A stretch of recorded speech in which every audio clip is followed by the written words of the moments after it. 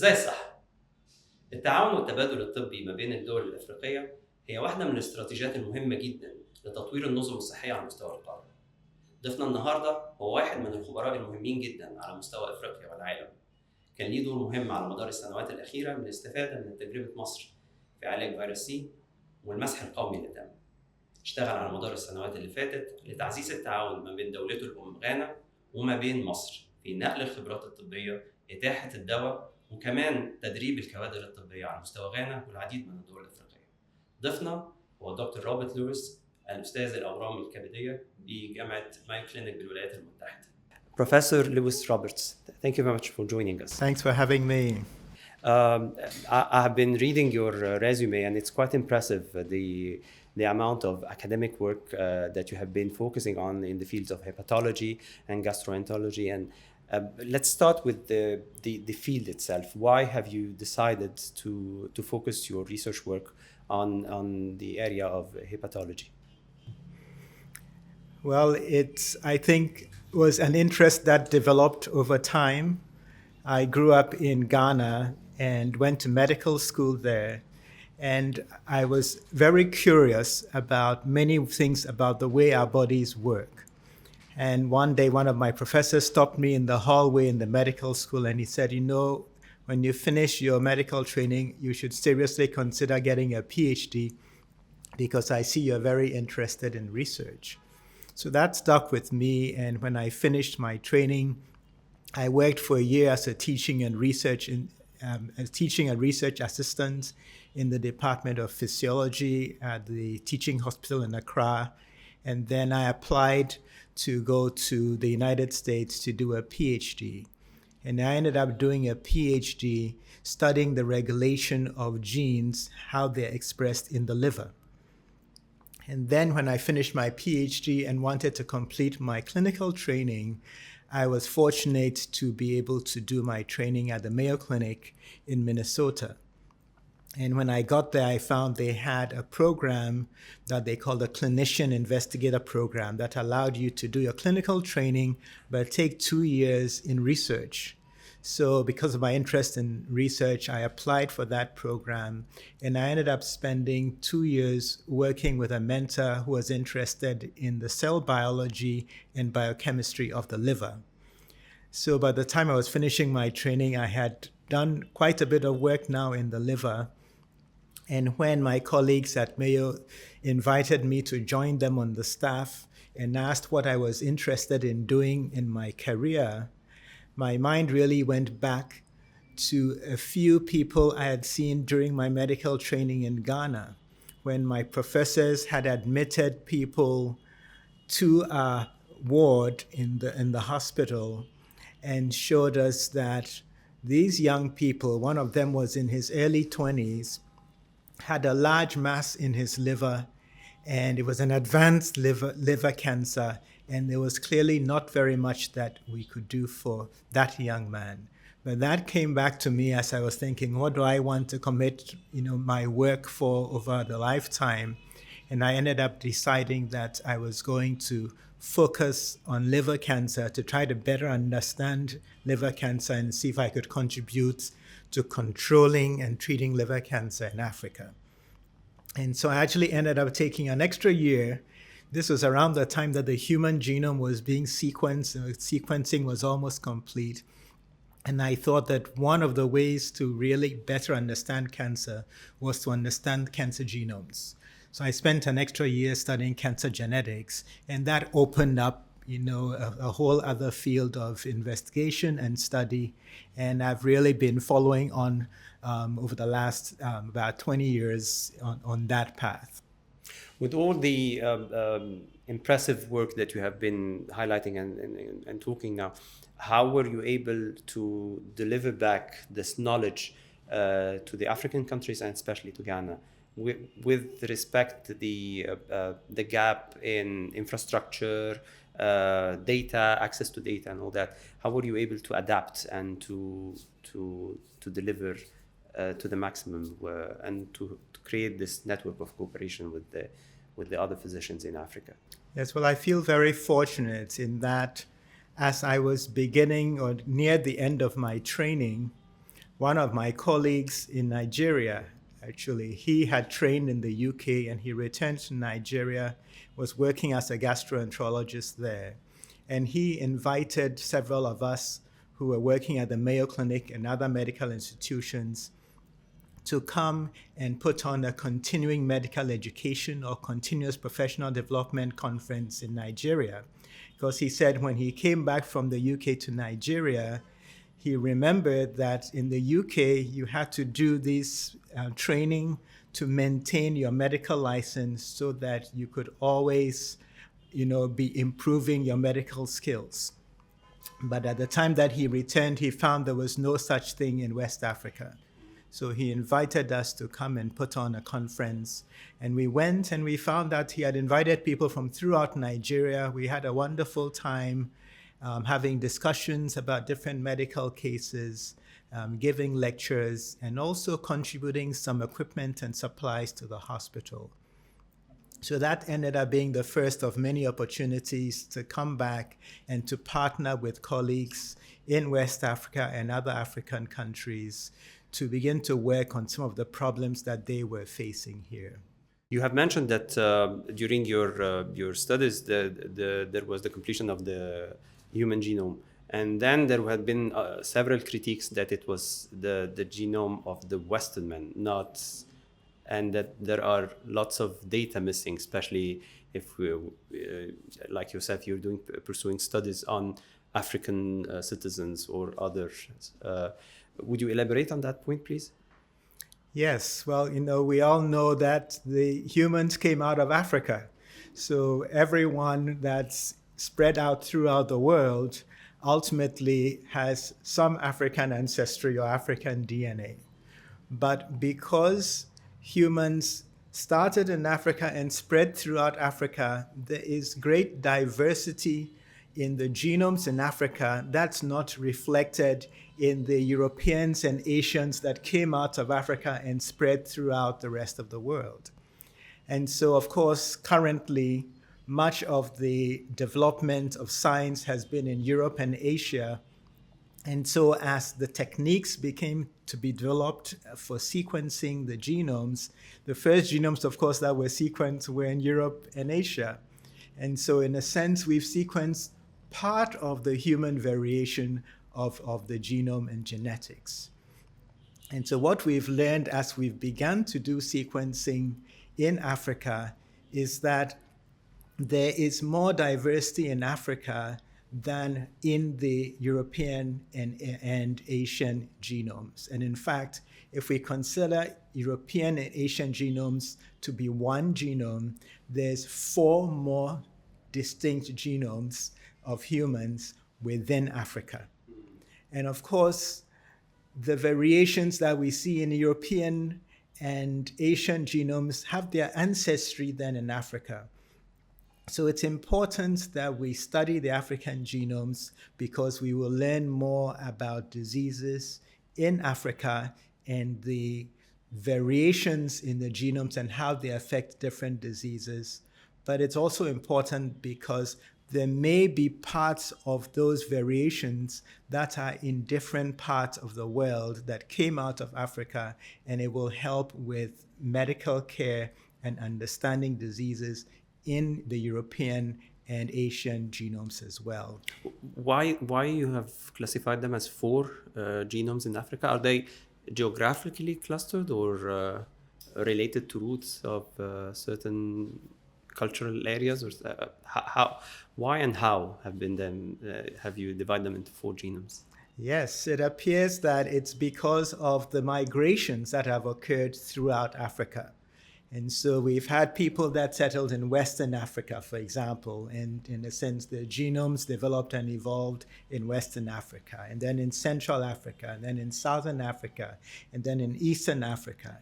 And we know in North Africa, there was a lot of communication with Europe, and so people in North Africa have a lot of similarity to the European genomes, for example. So those distinctive geographic distributions come with having different genetics as well. Okay. And with these data, we would have better data about the genetics of liver cancer diseases for sure. With that in regard, there had been this long experience in Egypt on fighting hepatitis C, which by default had an impact on reducing the number of people suffering from liver cancer in Egypt. How do you appraise this model policy measures that have been implemented in Egypt through the years?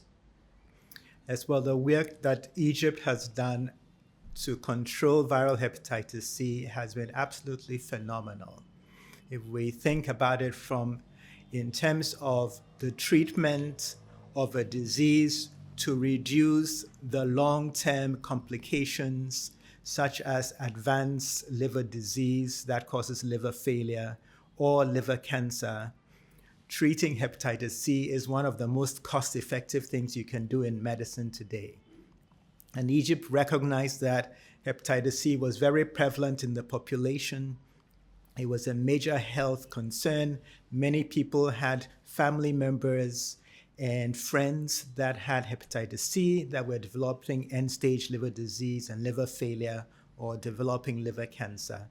And I think it was wonderful to see the way the country galvanized and developed this plan to screen the entire population for hepatitis C and to treat individuals and cure the number of people that were cured, over 4 million people, so that Egypt actually then has become in many ways the country that people look up to as an example of elimination of hepatitis C virus throughout the world. And the World Health Organization actually gave them this gold award for the work that's been done to eliminate hepatitis C. And we now have many other countries that are looking to the example of Egypt for, in a sense, advice or an example for how they can work to eliminate hepatitis C in their own countries. I know that you have been closely involved in the collaboration between Ghana and Egypt on sharing the knowledge and the experience for treatment of hepatitis C. So would you give us like a short brief about when it started, how it evolved, and what has been the current updates of this scientific collaboration and across between physicians and policymakers as well, to share the whole experience of Egypt to Ghana? No, absolutely. So I think it was a little bit of 3 years ago that I found out at the meeting that the Egyptian government and the president had made this commitment as they were completing the treatment program in Egypt, that they would like to make a commitment to treat 1 million people in sub-Saharan Africa to cure them of hepatitis C.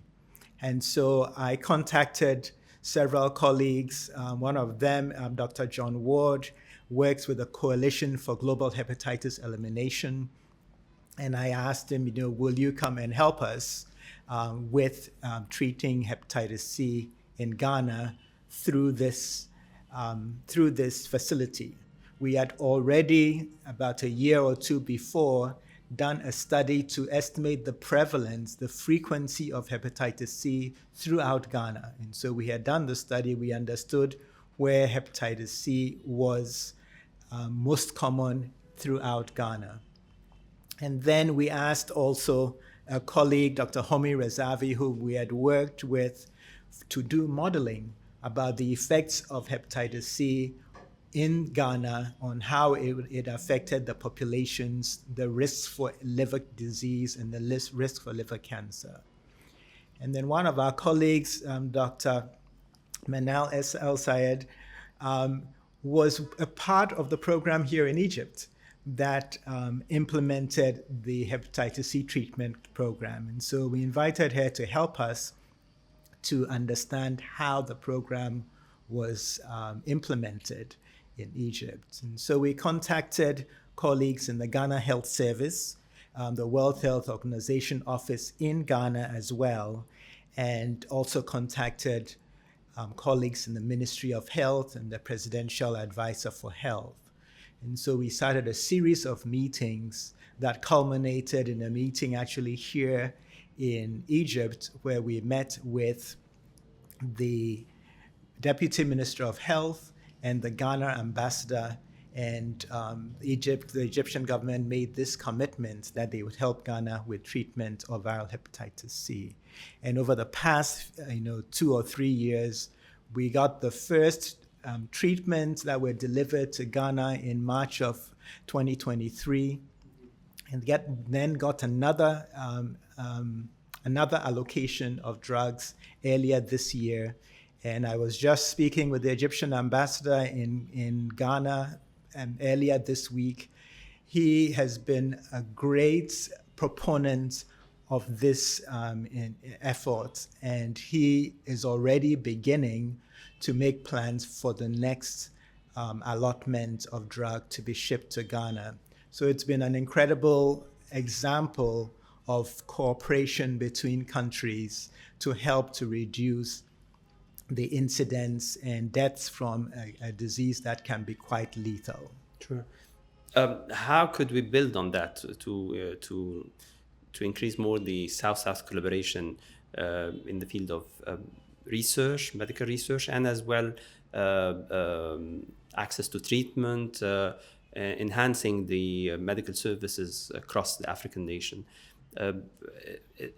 What are the challenges that might slow down this kind of collaborations? Yeah, so I think one of the things we've done is that we found that it's good to actually just meet together. And so we formed a number of networks over the years.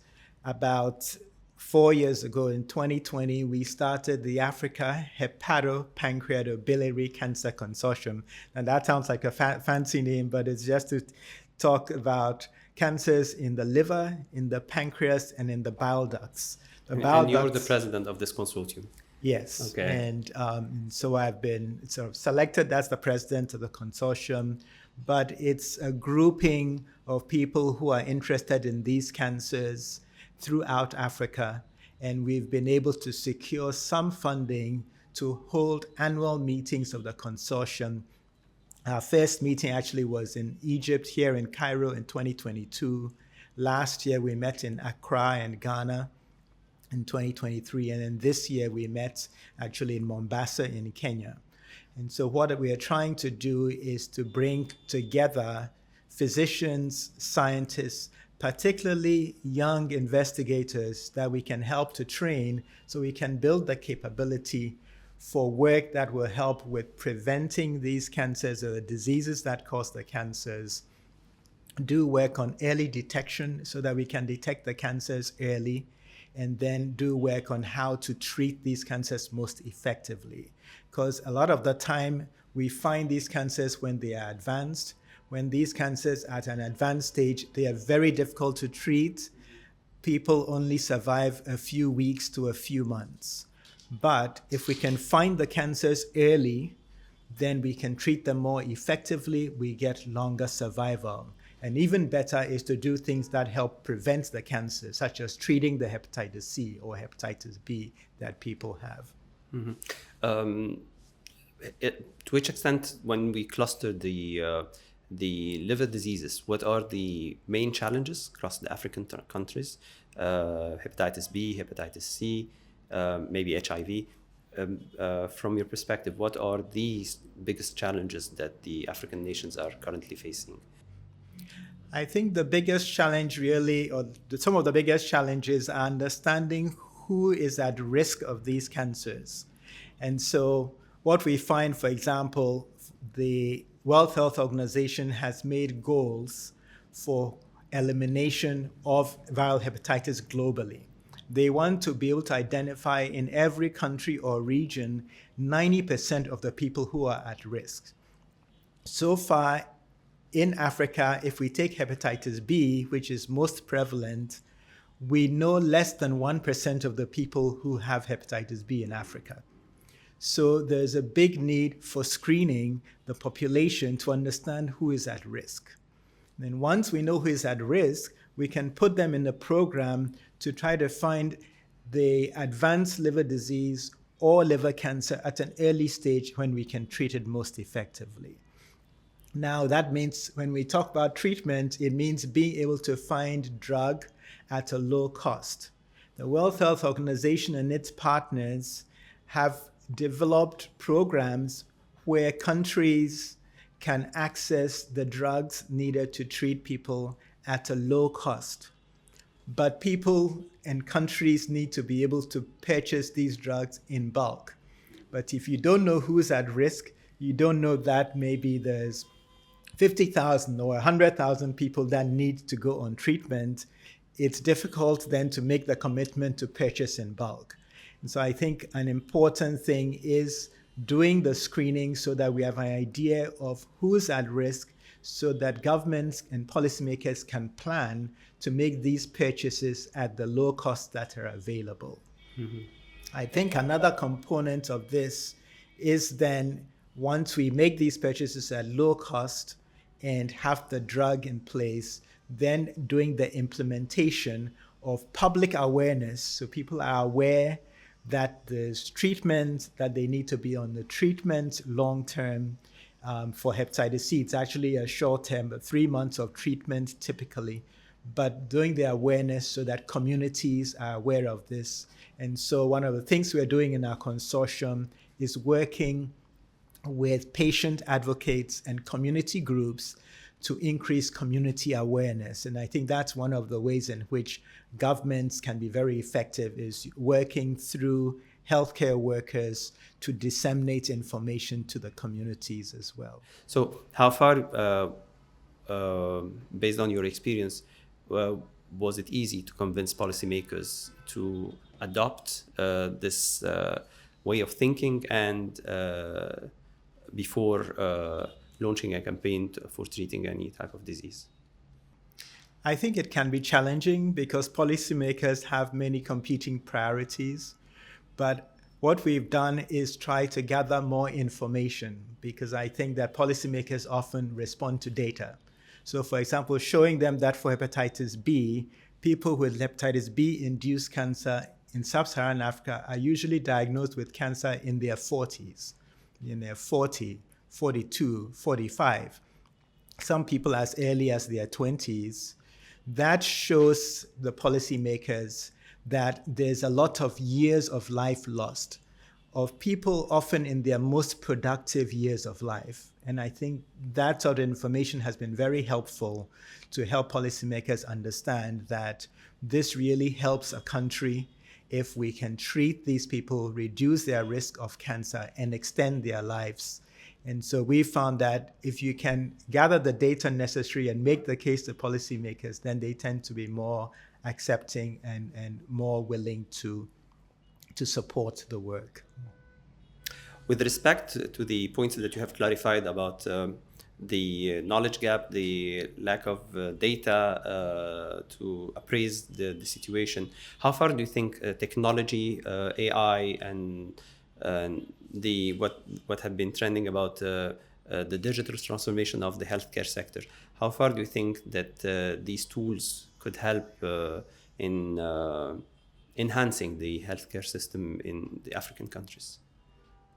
Well, I think they can be truly transformative because in many ways we know that Africa has had the opportunity in other fields of leapfrogging generations of technology if we can find new technologies and adopt them and disseminate them throughout the continent. And I suppose cell phones would be one classic example. I think in the same way as we see technologies being developed in North America and Europe and Asia that are making it, for example, possible to better understand the biology of tumors through genomics and through next generation sequencing, and try to help us understand the things we are exposed to in our in the environment through testing blood, for example, for different metabolites, or the effects of the microbiome on our immune systems through studies of the microbiome that is part of our bodies. These technologies are clearly able to help us make a big difference and potentially advance the health of people in Africa beyond what we are doing today.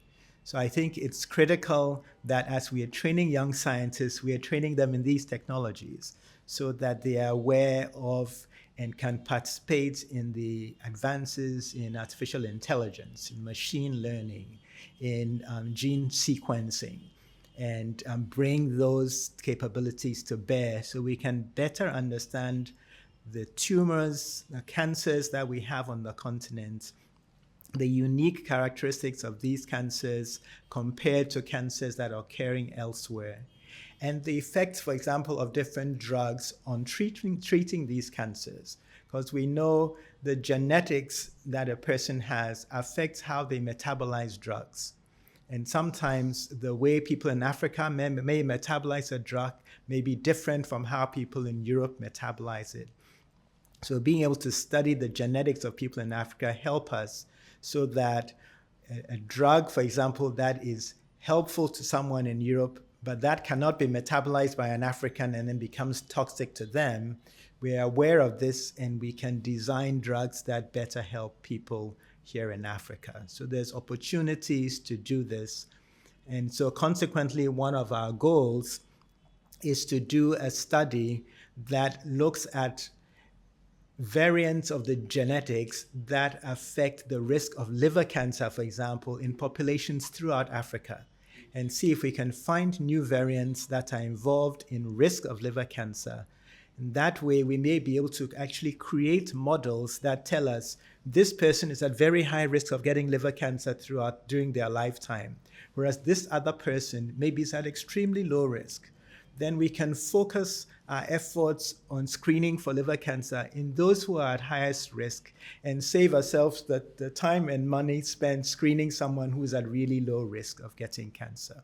So we can really take technology and make it help us to be more effective in our efforts to control cancer.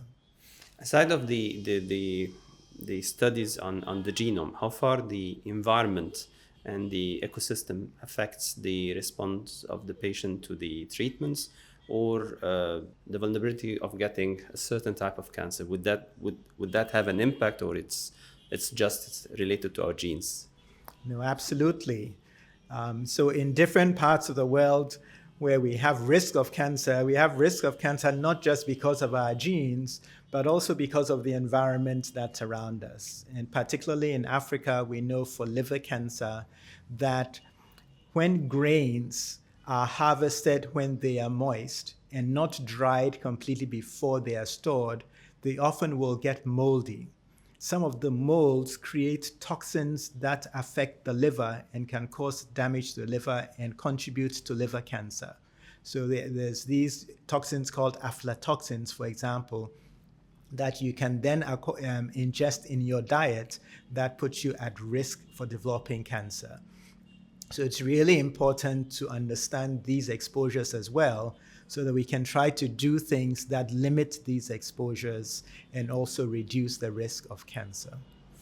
Okay, maybe this would be my last question, but with respect to the extensive work and research across physicians of the same discipline, like what has been done in the conference of liver diseases in Africa, like the consortium that you have been highlighting. What's the from your perspective, what's the future of a better personalized treatment, a better inclusive networking of collaboration to enhance the diagnosis and treatment of the patients, and how could this be implemented in low middle income countries? That's a great question. I think one of the things we are seeing is that we have a lot of different disciplines that are potentially able to work together to help us with the early detection, with treatment of these liver, pancreas, and bile duct cancers. And so there's people who are basic scientists who are working in a laboratory to try to better understand these cancers. There are people who are translational scientists. They take what we learn in the laboratory and they take it and make it into new techniques or new drugs for diagnosis or for treatment. And then there's the clinical scientists who will run the clinical trials that help us to actually determine, does this work here in Africa? And so it's important that we build and train people, build the capability in all these areas. Then we also look at different fields. So for example, there's radiologists that can do scans of different parts of the body and use those scans to help diagnose a cancer in that part of the body. There's pathologists that if you take a biopsy, they examine the tissue and help you tell you exactly what type of tissue it is and whether that tissue is more aggressive or less aggressive type of cancer. There's medical oncologists that help you select the drugs that you're going to use. So one of the things we are doing is bringing people from all of these different disciplines together so that we can have these multidisciplinary discussions and collaborations that eventually, hopefully, will help us to do the very best so that for each individual patient with a cancer, we can determine what's the exact biology of their cancer and what's the very best possible way to treat it. And for sure, a health policy maker who can provide the vivid ecosystem to adopt and open this discussion across disciplines. I mean, absolutely. So they really are the core of the ecosystem in health, because it's important that all of this is framed within the goals for universal healthcare, for example, so that we are doing things that can help not just with one set of diseases, but across all of the diseases that are affecting our populations. And do you believe this is applicable with all the challenges that we have in the different African countries, low middle income countries, or it might need time raising awareness of it? How far do you think this idea could be implemented? I think we're making great strides in Africa, honestly. I think that to some degree, the COVID pandemic showed us that we can't be alone. We have to be working together. And I think the Africa Union has been a great catalyst for helping different countries to learn to work together. And so within the Africa Union, for example, the Africa CDC is helping many countries to work together. One particular area that's important for cancer research and cancer care is the Africa Medicines Agency that's being developed. Because the idea, having the ability to have a medicine approved for many countries in Africa at one time, rather than having the manufacturer of a medicine have to get approval in many individual countries, is potentially transformative for individual patients around the continent. Because right now, a manufacturer, if there's a small African country that they want to go into to treat patients, they have to spend sometimes the same amount of resources as for a larger country that they want to go into. And I think that the ecosystem that's developing through organizations like the CDC, the Africa CDC, and the Africa Medicine Agency will really help us to accelerate dissemination of care throughout the continent. Professor Lewis Roberts, it was a pleasure interviewing you. Thank you very much for your time and for the interesting discussions that we had today. Thanks very much for having me. تعزيز التعاون ما بين دول القارة هو أمر لابد منه، لأنه من خلال هذا التعاون بيتم تطوير النظم الصحية، تدريب الكوادر ونقل الخبرات. استنونا الحلقة الجاية وإزاي الصحة.